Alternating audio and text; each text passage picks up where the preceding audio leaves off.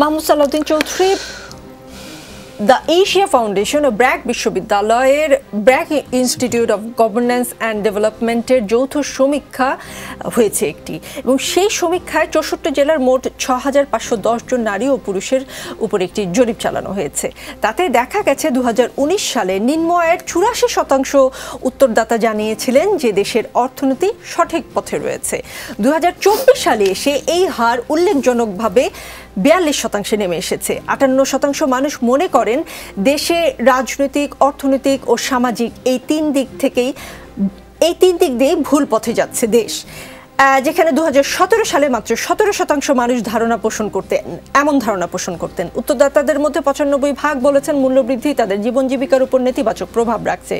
সংসদ সদস্যরা জনগণের জন্য চিন্তা করেন, এই বাক্যের সঙ্গে দ্বিমত পোষণ করেন 47% উত্তরদাতা, যা 2019 সালেও ছিল 35%।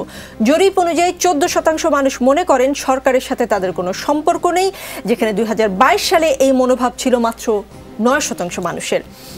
এই জরিপের ফলাফলে কি এটা বোঝায় কি না মাহমুদ সালাউদ্দিন চৌধুরী, সরকার ও আওয়ামী লীগের মতের সাথে জনগণের মতের বোঝাপড়ায় কোনো একটা ফারাক আছে? 2 মিনিট সময়। আমি একটু বলি, জরিপের বিষয়টা বলি। আসলে বাংলাদেশের বিশেষ করে ব্র্যাকের যে জরিপগুলো, আমি কখনোই এটার সাথে দ্বিমত করব না।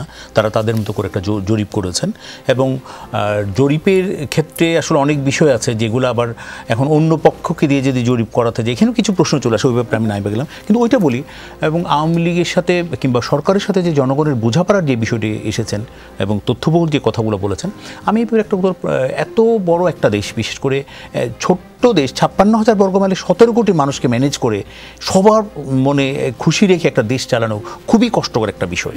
এবং আমি মনে করি যে টানা 16 বছর ক্ষমতায়, এবং আপনি দেখেন হয়তো বা হ্যাঁ ওই কথাগুলো ঠিক, আমি কখনোই অস্বীকার করবো না যে আমাদের ঊর্ধ্বগতির কারণে আমাদের কষ্ট হচ্ছে, জনগণের নাবিশ্বাস শব্দটা যে বলছেন এটাও কিন্তু আমি অস্বীকার করবো না। কিন্তু তারপরেও বলবো, মানুষ যেভাবে হোক ম্যানেজ করে চলতে পারছে।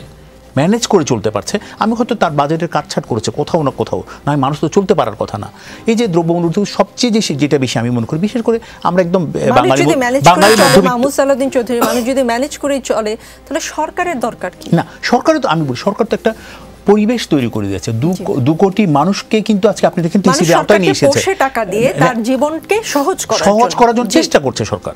এই যে সরকারের যে বিষয়টা, সরকার যে জনগণকে ফিল করে কিংবা জনগণকে যে সরকার সবসময় মাথায় রাখে, এটার প্রমাণ হলো তো এটাই। আপনি দেখেন আজকে 2 কোটি মানুষকে একটা সুযোগ সুবিধা দেওয়া হচ্ছে, তারা কিন্তু অন্তত বাজারের প্রচলিত দামের চেয়ে কম দামে কিন্তু পণ্য কিনতে পারবেন।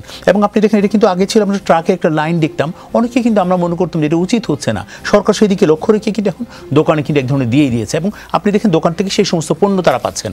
এগুলো কিন্তু একদম অস্বীকার করার কোনো জো নেই। আর একটা হলো পৃথিবীর ব্যাপী যে একটা ক্রাইসিস চলছে, কিন্তু আমরা কিন্তু তার বাইরে নয়। একটা কথা প্রচলিত আছে, নগরে আগুন লাগতে কিন্তু দেবালয় কিন্তু অক্ষত থাকে না। সেই ব্যাপারে কিন্তু আমি বলব, বিশ্বের যে সমস্ত অস্থিরতা তৈরি হয়েছে, বাংলাদেশেও সেই অস্থিরতা থেকে মুক্ত নই আমরা। তো যেভাবে হোক না কেন, প্রধানমন্ত্রী থেকে শুরু করে এবং সরকার চেষ্টা করছেন জনগণকে সাথে রেখেই যেন জনগণের যে সমস্যাগুলো সমাধান